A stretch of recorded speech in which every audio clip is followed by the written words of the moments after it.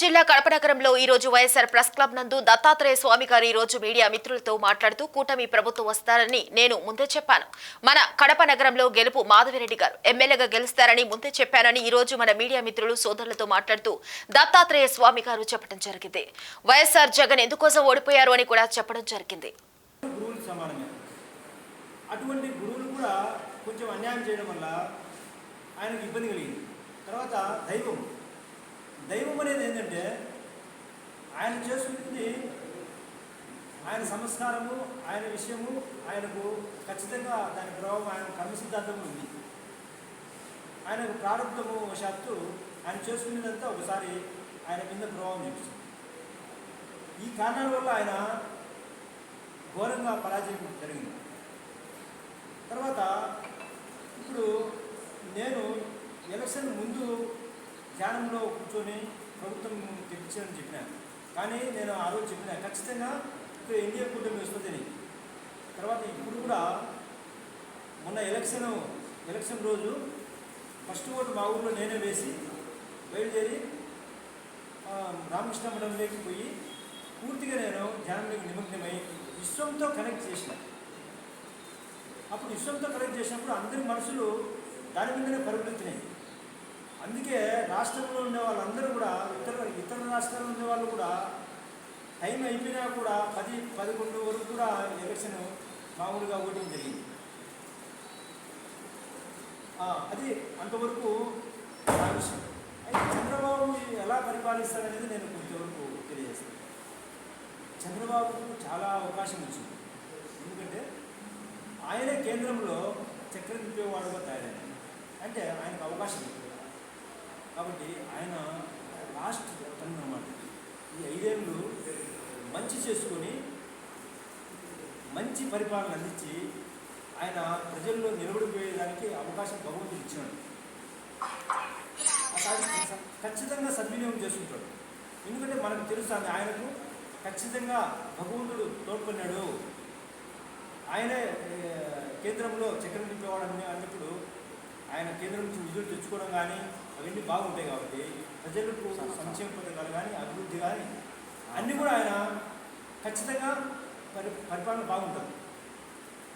తర్వాత కడపలో టీడీపీ రావడం కూడా చాలా గొప్ప విషయమే. గత 35 సంవత్సరాల నుంచి హిందువుల కోరిక నెరవేర్చినది. ఇది ఆ మాధవిరెడ్డి గారికి నా యొక్క శుభ అభినందనలు తెలియజేస్తుంది. తర్వాత జగన్ పరిస్థితి ఎలా ఉంటుందంటే ఇప్పుడు ఆయన పూర్తి వైరాగ్యంలో అయిపోయాడు. అంటే ప్రజలు నన్ను మోసం చేశారు, తల్లి మోసం చేసింది, చెల్లి మోసం చేసింది, ఇంకా నేను ఎందుకు రాజకీయాల్లో ఉండాలా, అసలు ఎవరి కోసం నేను ఈ రాజకీయాలు ఉండాలి, ఎందుకు చేయాలి, ఎవరైతే నేను మంచి చేయాలనుకుంటున్నానో వాళ్ళే నన్ను మోసం చేశారు, ఎవరైతే నేను ప్రేమిస్తానో వాళ్ళే నాకు శత్రువులు తయారయ్యారు, ఇంకా నేను ఎవరి కోసం చేయాలనే వైరాగ్యంతో ఉన్నాడు జగన్. అది నగ్నసత్యం. కాబట్టి వైరాగ్యంతో ఉన్నాడు కాబట్టి నాకు అవసరం లేదు రాజకీయాలు, ఇంకా కేవలము నేను ఖాళీగా ఉండగలుగుతా అనే కింద తయారైన ఆయనకు పూర్తిగా మనసులో మాత్రము వైరాగ్యం మాత్రం వచ్చింది. అయితే అది ఎటువంటి వైరాగ్యము అంటే కదా తాత్కాలిక వైరాగ్యంగా కనబడతాను. అయితే ఇప్పుడు ఆయన పరిస్థితి ఎట్లుంటుందంటే ఇప్పుడు 5 ఏళ్ళ వరకు ఒక అజ్ఞానంలో జీవించాల్సిందే. ఈ 5 ఏళ్ళ వరకు ఈ శర్మిల విషయము, జగన్ విషయము కన్ఫ్యూజ్గా ఉండదు. వాళ్ళ తల్లి ఎవరిని ముందు తేవాలి అనే ఉద్దేశంతో ఆరాటపడతారు. కానీ ఆమె తన కూతురికే ప్రిఫరెన్స్ ఇస్తాను. నీవు ఇట్లా బీజేపీలో ఉండేదానికి అవసరం లేదు, నీకు ఇట్లా కాంగ్రెస్లో పోయేదానికి అవకాశం లేదు, నీకు నేషనల్ పార్టీలో నీకు సపోర్ట్ ఏది లేకుండా నువ్వు నీ స్వతహాగా నువ్వు రాలేవు, కేవలము ఈమె షర్మిల పీసీగా ఉంటుంది కాబట్టి ఆమెనే ముందుకు తీసుకురావాలనేది వాళ్ళందరికీ అభిప్రాయం. కాబట్టి ఇప్పుడు కూడా వైఎస్ఆర్లు ఏ ఒక్కరు కూడా పార్టీలు నిలబడేదానికి అవకాశం లేదు. ఎందుకంటే ఎవరు చేసుకునే పాపం వాళ్ళకు ఉంది కాబట్టి ఖచ్చితంగా వాళ్ళు కూడా పార్టీలో ఉండే అవకాశాలు కూడా లేవు. ఎవరు నిలబడరు. ఖచ్చితంగా ఈ పార్టీ ఏం ఉండదు, వైఎస్ఆర్ పార్టీ అనేది ఉండదు. అంటే వైఎస్ఆర్ పార్టీ అంటే అది రైతు పార్టీ కింద పెట్టారు, రాజశేఖర పార్టీ కాదు. రాజశేఖర పార్టీ ఏంటంటే కాంగ్రెస్ పార్టీ. కాబట్టి అది ఊరికి డూప్లికేట్ పెట్టుకున్నాడు కానీ మోసం ఖచ్చితంగా వైఎస్ఆర్ అని పైకి ఉంది కానీ లోపల ఏముంది, లోపల ఉండే పార్టీ వేరు, పైకి రాజశేఖర పార్టీ, అది మోసం. తర్వాత 175 అని అబద్ధం చెప్పినాడు.